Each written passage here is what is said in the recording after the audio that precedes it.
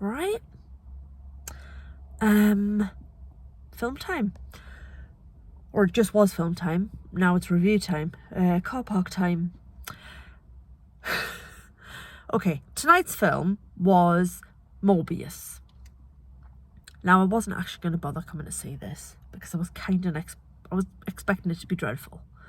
And it's been out a couple of weeks, but this evening I was child-free, had no plans, so I thought, you know what, I'm going to pop along and check it out because I like to have my own opinion on things.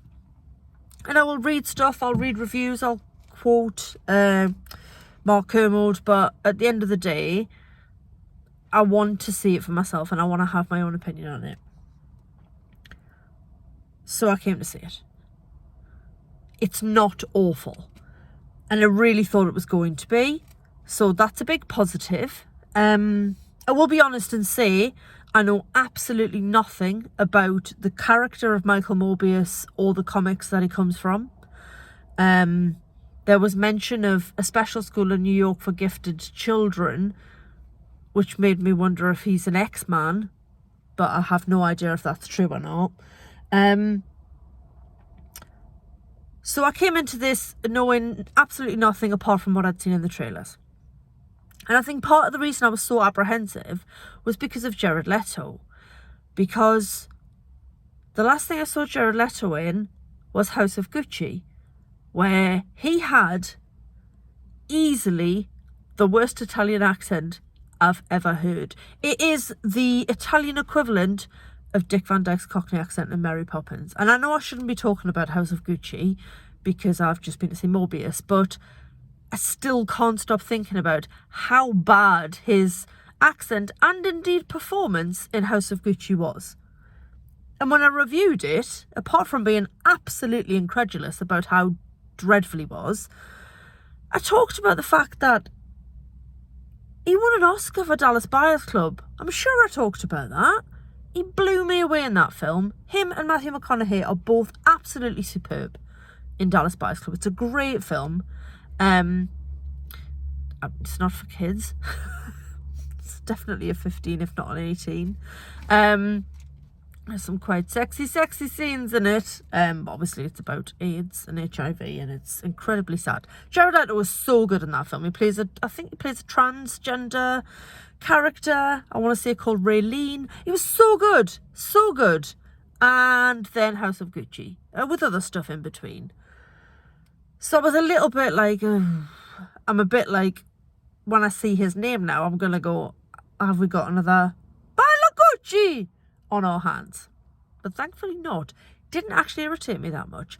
He does have a very strong Jesus vibe, albeit with the long hair, but he wasn't terrible at all. He was very watchable. I mean, he is pretty. So the premise of this is that Michael Morbius and as a young boy and a young boy called Lucian meet in a hospital in Greece. They both have a rare blood disorder, which is crippling, and they have to have what Michael calls an oil change 3 times a day. So like blood, not transfusion. Is it a transfusion? I don't know. Do they take it out and spin it and put it back in? I don't know. But they need this ongoing treatment. So they meet as boys and they form a bond of friendship. They are both looked after by a doctor, Dr. Nicholas, played by Jared Harris. At this point, I'm just going to say, Jared Harris sounds so much like his dad. It is bananas, right? So Jared Harris's dad was the late, great Richard Harris, whose last role was as Dumbledore in the first 2 Harry Potter films. It just, his voice has exactly the same. I mean, he's a great actor, Jared Harris, don't get me wrong. I'm not saying he's just a rip-off of his dad, but bloody hell. Like, if you close your eyes, it's Richard Harris. It's really weird. So he's the doctor. He's got a soft spot for both boys and sort of really feels for what they're going through.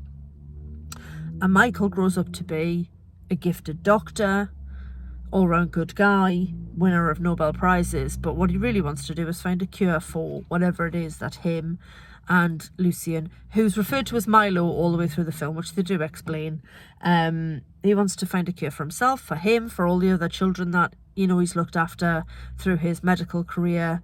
So that's his big thing. And somewhere along the line he decides that what he really needs is vampire bat DNA, obviously. So he cracks on, gets a hold of some of that, injects it into himself, for want of a... I mean, there's more science to it than that, but basically that's the crux of it. And then it goes wrong, because he goes all human vampire bat. I don't like the makeup / effect when he goes vampire-y. It wasn't for me. I found it a little bit off-putting because I thought it looked quite silly. But yeah, I was taken in by the story. The grown-up version of Lucian / Milo is played by our very own Matt Smith. I say our very own because he's from Northampton, which is near where I am now, and I've lived here for quite a long time, so I'll claim him if I can. Is that all right? So yeah, local boy, Matt Smith, formerly the... This is bad. 11th Doctor. I really had to think about that then. I should have been able to come up with quicker what number he was. So he was the 11th Doctor. He plays the grown-up Lucian / Milo. And the bond between the two of them is really quite lovely. They have a couple of scenes together quite early on. And you can tell there's like a real genuine friendship, almost like brotherly bond between the two of them. So Michael desperately wants to help himself, but he wants to help Milo. He wants to help his friend, his brother.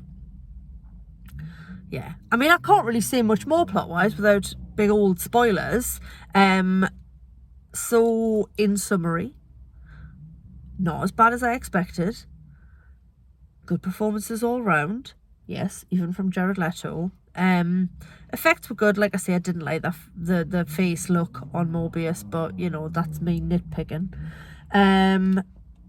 It was good. It was entertaining. Now, quick sidebar. I said I didn't know anything about the comics. This is true. However, what I do know about a little bit is the MCU and Marvel Studios, and the fact that Sony still has the rights, as far as I can gather, to Spider-Man and some other characters.